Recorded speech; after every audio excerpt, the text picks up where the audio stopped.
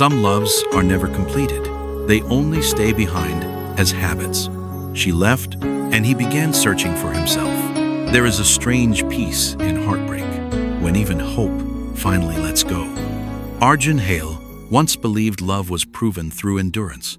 To him, love meant staying when it hurt, forgiving when it wasn't deserved, and sacrificing without keeping count. He believed that if he loved deeply enough, patiently enough, he would be chosen again and again. For 5 years, this belief shaped him.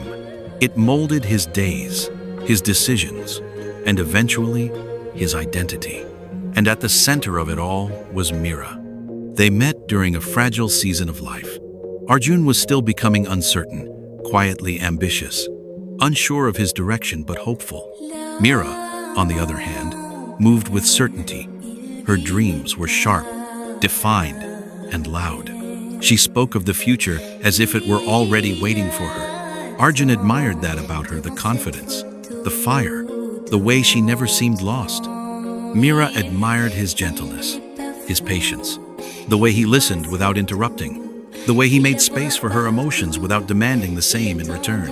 At first, it felt like balance, but balance is delicate, and Arjun didn't notice when the scales began to tip. Slowly, he folded himself into Mira's life. He adjusted his schedule to match hers. He postponed his goals because her deadlines felt more urgent. He learned to wait for replies, wait for weekends, wait for moments where he felt included again. Each compromise felt small, harmless. Each sacrifice felt temporary. He told himself, this is what love looks like. He never complained, never asked for more, never voiced the quiet fear growing inside him that he was becoming invisible in his own life. He believed giving more would make him irreplaceable, but love carried by only one person eventually collapses. As time passed, Mira's world expanded. Success found her, opportunities multiplied, new colleagues, new conversations, new ambitions filled her days, and without realizing it, she stopped looking back. Her texts grew shorter, her silences longer. Plans were postponed, then forgotten. Arjun noticed every change, but refused to name them. He blamed stress, work, timing, anything except the truth he wasn't ready to face. The truth arrived quietly. One evening, they sat across from each other in the apartment they once called home. Mira spoke with a calm that felt rehearsed, distant, like she had already grieved this moment alone. "I don't feel the same anymore," she said. "I've changed. I want something different now." There was no argument, no anger, no tears, just clarity, sharp and final. Later, Arjun learned there was someone else, someone who matched her pace, someone who didn't wait behind her but walked beside her future. Betrayal didn't scream. It settled into Arjun's chest and made a home there. After she left, the apartment felt unfamiliar, too large, too quiet. Mornings were the hardest. His phone remained silent, yet his hands still reached for it instinctively. Nights stretched endlessly, filled with memories that refused to fade. He replayed conversations, searching for the exact moment he stopped being enough. He stopped recognizing himself. For months, Arjun lived in survival mode. Friends reached out, but grief made him distant. He carried heartbreak, yes, but also shame. Shame for loving too deeply, for losing himself so completely, for building a life that could be abandoned so easily. Some nights, he wondered if love had hollowed him out beyond repair. Then sorrow gave way to exhaustion. He grew tired of feeling powerless, tired of waiting for closure that would never come.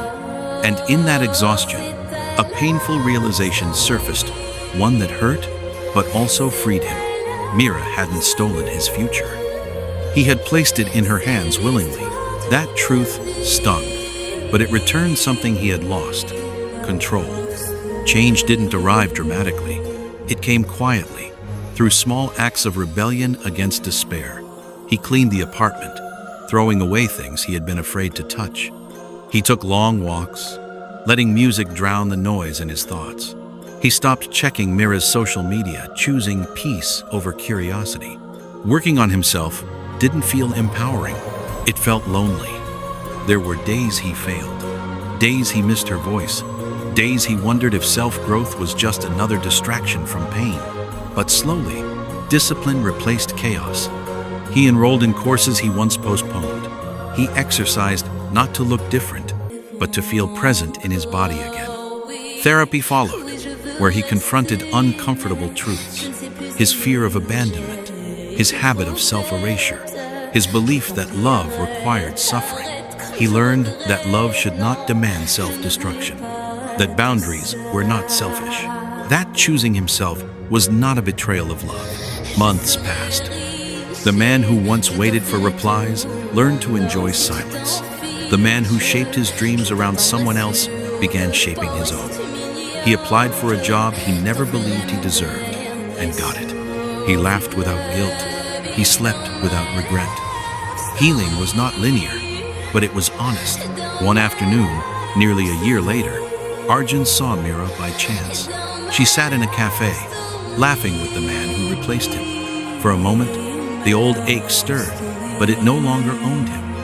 What he felt instead surprised him. Distance, not hatred, not longing, acceptance. He understood then that love had not failed him. He had simply misunderstood it. Love was not about shrinking yourself to fit someone else's life.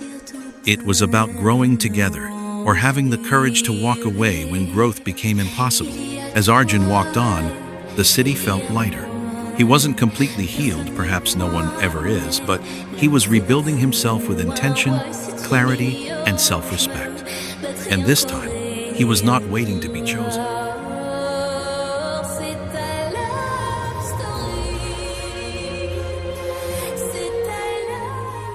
Thanks for watching till the end.